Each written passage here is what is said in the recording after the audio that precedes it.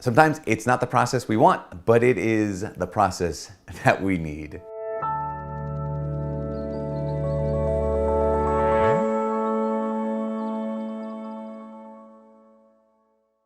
Hi, my name is Father Mike Schmitz, and this is Ascension Presents. One of the things that happens a lot of times when I'm talking with couples in marriage preparation, and then any couple anywhere, or even just human beings, imagine this scenario. You've probably lived it before, where, say, Jack says to Jill, what do you want to do for supper? Or any decision, right? What do you want to do for supper?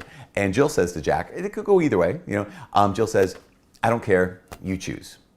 Now, this could go for eating, this could go for what we do next, this could go for 1,000 different things. One person says to the other person, I don't care, you choose. So what does Jack do? Jack says, well, I don't know, what do you think about Chipotle? Ugh, I don't want Chipotle.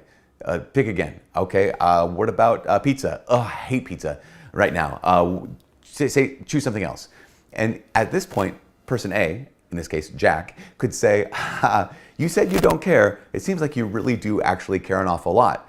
And Jill's like, no, I don't care. You choose. This makes me just laugh. Why? Because the couple can get, or the friends, the whoever, the relationship people, they can get so frustrated with the other person. They're like, wait a second, no. After a while, like after maybe 6 to 12 to a couple more times of doing this, you realize, okay, this isn't, what they're asking for is not actually what they want. Right? The person isn't just saying, okay, you choose, I'll do whatever you want. What they're saying is, you suggest to me a number of things we could do or places we could eat, and from those things you suggest, I'm going to choose one of them. But I want you to be free to suggest whatever it is you want, as long as I'm free to shoot down some of those options, right? Does that make sense? And we can get frustrated with that, or we could just realize, oh, this is the process.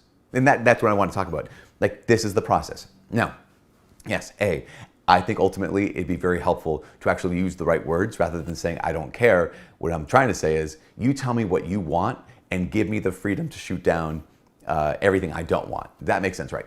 But the frustration part is, what I thought this would be is, you just said I could choose and I could get what I chose, or we would do what I chose. But what it ultimately is this whole different process. And I just recognize, I don't know, I think it's worth noting that the process works.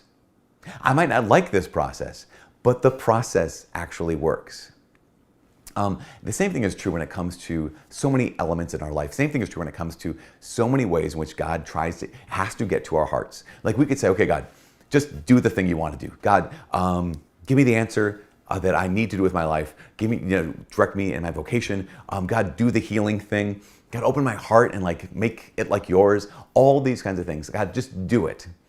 And God doesn't just do it, right? He doesn't just tell us what he wants. He doesn't just heal us in the moment. He doesn't just kind of open the door. There's a process. And that process often is painful. It's like, God, you just tell me what you want me to do. And he says, okay, choose.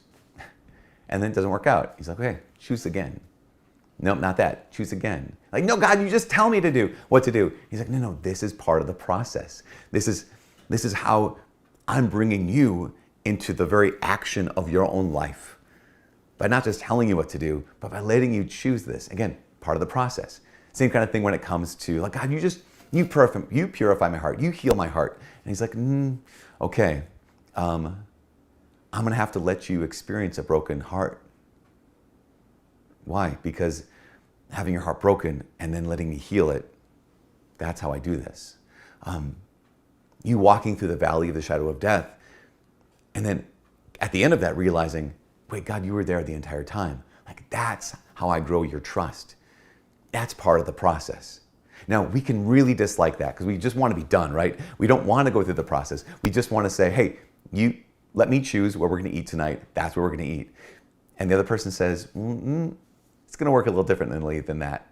And God says the same thing, where you say, God, just do the thing. Let me know the truth. Let me know the direction. Do the healing. And he's like, it's going to work a little differently than that. Now this is the last thing. I can kind of buck against that, right? I can kick against the goad, as it were. I can resist that. Or I can just say, okay, God, I get it. This is the process. And I can engage.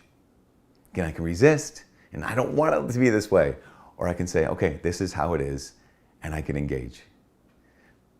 Because like it or not, I mean, the reality is, God is not our ATM. He's not our fortune teller. He's not the crystal ball. That's what this gesture was. He's our Father, and He loves us. And in the process of making us the kind of people who love like Him, it will be a process. In the process of being people who have wisdom to choose like Him, it will be a process. And He allows us to participate in that process. So, if you find yourself right now in the midst of that process, don't resist. But acknowledge, okay, God, you're with me. I'm going to engage the process. For all of us here at Ascension Presents, my name is Father Mike Schmitz. God bless.